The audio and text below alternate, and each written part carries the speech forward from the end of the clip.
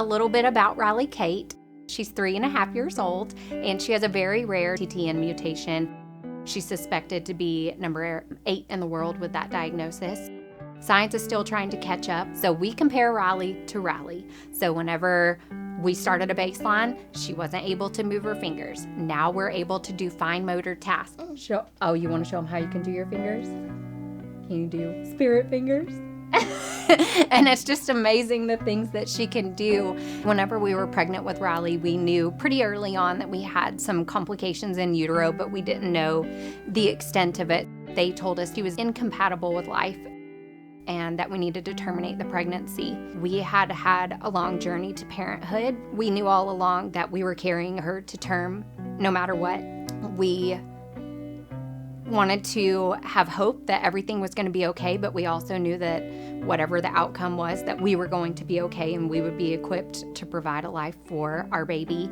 And no one has ever been more excited in an operating room than whenever Rylee Kate was born, and we were cheering because they said that she had arthrogryposis and it wasn't trisomy 18, which is what they thought originally.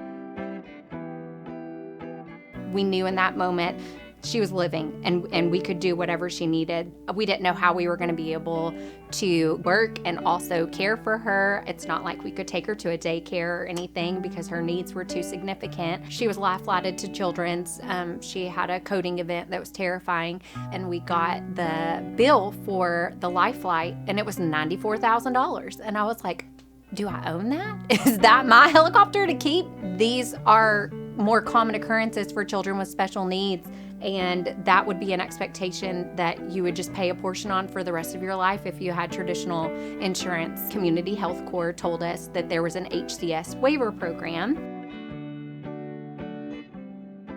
Through private insurance, we're able to get 30 therapies a year, which we burned through that in 5 weeks. And with Medicaid, we're able to get therapy 6 times a week, every single week, for physical therapy, occupational therapy, and physical therapy. That is huge because it's just amazing the way that she's able to utilize different resources, and we get homework from them. That way we can work on those things as well. And it's really important to be able to practice those skills so that we can help maximize her strength and power,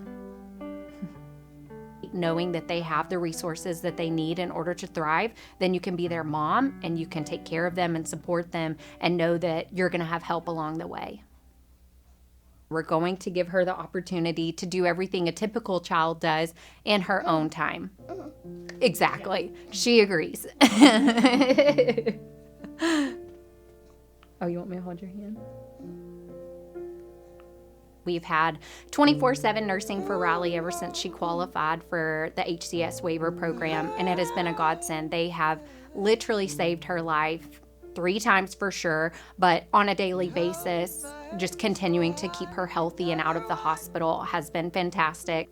If we didn't have the waiver program, our life would be completely different. We cannot function without it. We have to have nurses within our home 24/7 to keep her safe. We are very grateful that we were able to find Community Health Corps, and they gave us the resources with Every Child Advocacy to kind of partner together to see what program Rylee Kate would be best suited for. People don't know what's out there, and if they think, I have no support, I have no family, I have no resources to be able to care for this child, that's devastating to think of what consequences could happen, especially in utero, if they feel like they couldn't provide for their baby. So I think it's so important, A, that we have the funding, but B, we also have the education to know these programs exist and they are available and they will help come alongside you so that you can care for your child in your home or in an institution if that's what works best for you.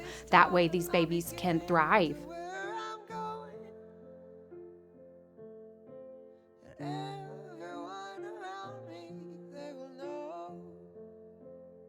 At Community Health Corps, your story matters. Show